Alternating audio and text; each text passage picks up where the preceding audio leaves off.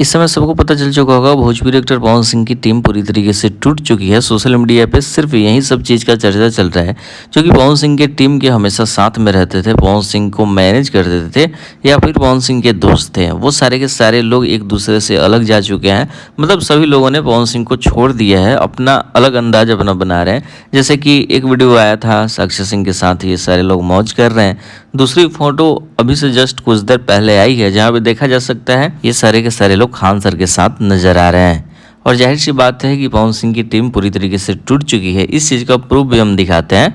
अभी से 5 घंटा पहले प्रियांशु सिंह ने पोस्ट किया है, पवन सिंह का एक फोटो डाला है, सैड वाला फोटो है, जिसका कैप्शन लिखा हुआ है, कभी कभी चुप रहना भी बड़ा जवाब होता है। ये चीज मैंने आपसे सीखा है, love you boss, Pawan Singh को टैग करते हुए। तो इस पोस्ट से सब चीज क्लियर हो गया, प्रियांशु सिंह आज भी पवन सिंह की टीम के साथ है। बाकी ऐसे पोस्ट करना इस वक्त जाहिर सी बात है कि पवन सिंह से जो दूर जा चुके हैं उनके लिए एक जवाब